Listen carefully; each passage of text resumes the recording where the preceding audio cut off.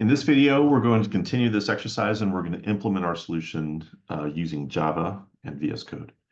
So here's the problem. Design a program using pseudocode, prompt the user to pick one of 4 prompts, then output an interesting fact or something that they're offering. So here's the 4 that we chose. We did a flowchart for this, or a pseudocode rather. So here's our pseudocode. So we can just follow this along as we go to type Java. Maybe we'll keep this where we can see it so that it'll be easy for us to follow. So I'm going to implement this in Java using VS Code. So I'm going to switch over to VS Code. I'm going to go ahead and open a new folder. Come to my class folder. I'm going to go into week 5. I'm going to create a new folder, and it's going to be called, let's see, it's going to be called the options. We'll call it options. Options Java. So I guess that's a good name as any. So we'll create that, and then we'll go ahead and open. So now I have my view here. I'm in the options folder. I can create a new file, and I'm going to call it options.java. Okay. Okay, I'm going to wait for Java to activate so that I can get all the help text and the quick fixes.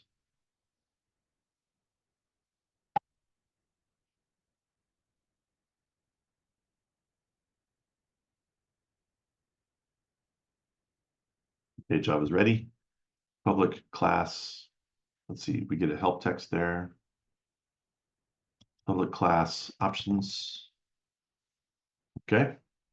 Now I'm going to need my public main, public static void main. I can use the quick fix to get that, so I don't have to type it all. That was helpful. Let's see. So I know I'm going to need a scanner. So let's go ahead and define the scanner. Scanner sc equals new scanner system.in. System needs to be uppercase. I've got a whole bunch of stuff going on here. One is that all these red underscores are telling me that I've got errors. So scanner cannot be resolved.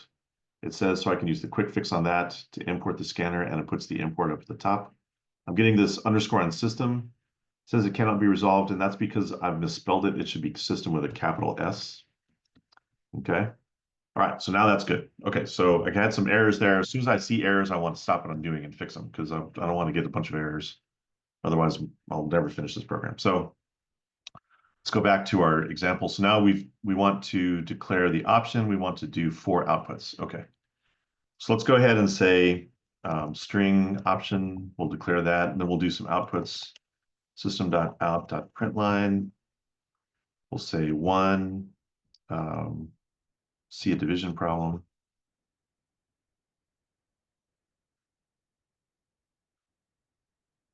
Okay. Let's just do system.out.println. I could just cut and paste these if I want, but I'm a pretty fast typer. Let's see a fact about San Antonio. Again, this program doesn't really do anything, but what we're trying to do is get experience and muscle memory typing Java and using the editor and experimenting with the switch case structure. See a multiplication problem.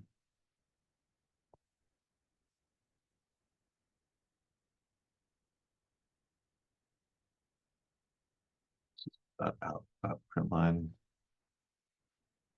or see a subtraction problem. Okay, uppercase there.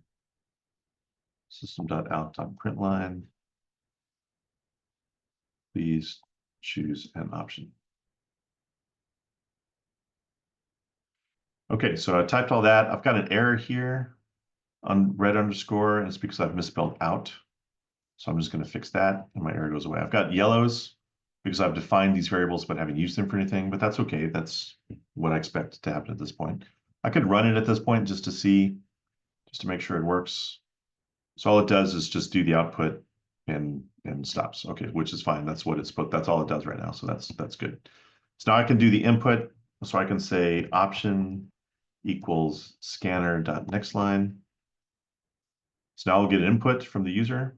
Now I can do my switch statement. So we can go back to our, here's our code. In the pseudocode, we put it as an if statement, but I really want to code this as a switch.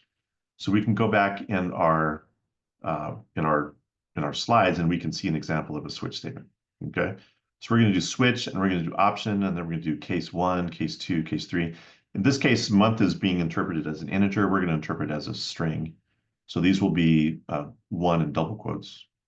But we're going to write something that looks very much like this. Okay, so let's go ahead and write it. Switch, open the block. Now inside our blocks, we're going to have case 1. Oops. Let me redo that again. Okay, switch. Then we have the expression. In this case, it's option. And then we open the block. Okay. Next, we have case, and we're going to do 1 and then a colon. Okay, this is the syntax. Inside the switch statement, it's a little different than a normal block, but this is what we have. So case 1, and then so in case 1, we're going to do a division problem. So if we go back to our pseudocode says 10 divided by 5 equals 2. So let's go ahead and do that. So we're going to say system.out.println, and we're going to say 10 divided by 2 equals, and then we're actually going to do, let's actually do the math here. So we'll say 10 divided by 2. Okay. So we'll actually do the math on that. Okay. So instead of just getting text, we'll actually have an actual division problem. And then we need a break. Okay. The break is really important. If you don't put the break in, then you might execute multiple cases inadvertently. So you always want to make sure you have a break at the end of each case. So let's go ahead and put case 2. Keeping my indentation clean, system.out.println. This is an interesting fact about San Antonio.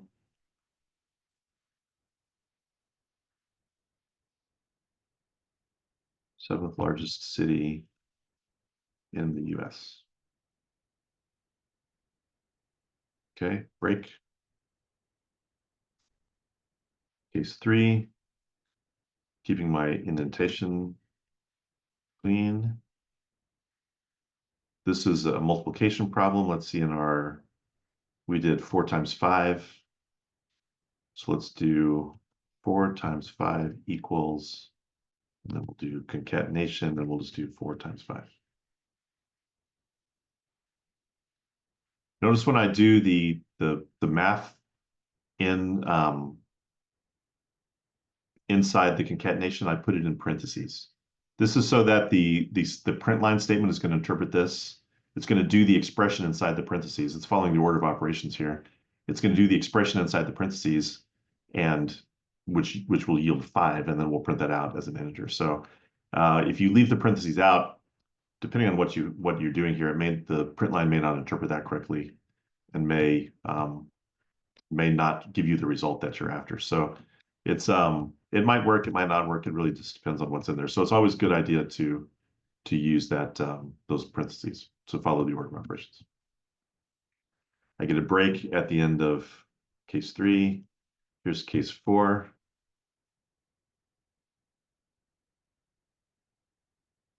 This is a subtraction problem. Let's see, we did 99 minus 9. 99 minus 9 equals plus 99 minus 9. Okay, break. Make sure you get the semicolon in there. Let's run this and see how it looks. Here's our 4 options. See division problem. If I do 1, I get 10 divided by 2 equals 5. Let's see, let's run it again. Let's do option 2.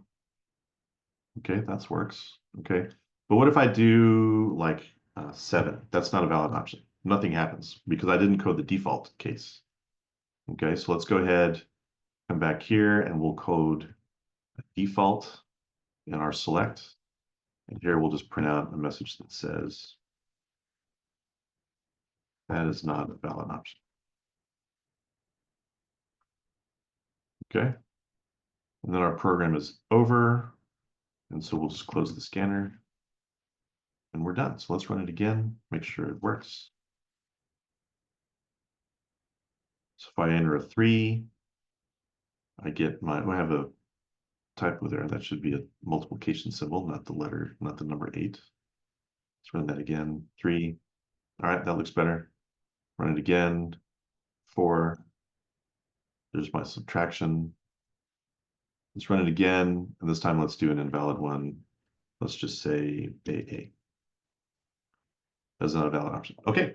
All right. So that is a very simple example of how to do a switch and a switch case with a default block. Well, I left something out. I should put a break in the default block as well, even though it's not really going to be a problem, but I should include a break there just for good style purposes. Okay. All right, let's run it one last time to make sure I didn't make a mistake when I made that last modification. Let's see, 3. Okay, all right, looks like we're still running. Okay, good. So that is the end of that example. So for doing a simple switch with 4 cases.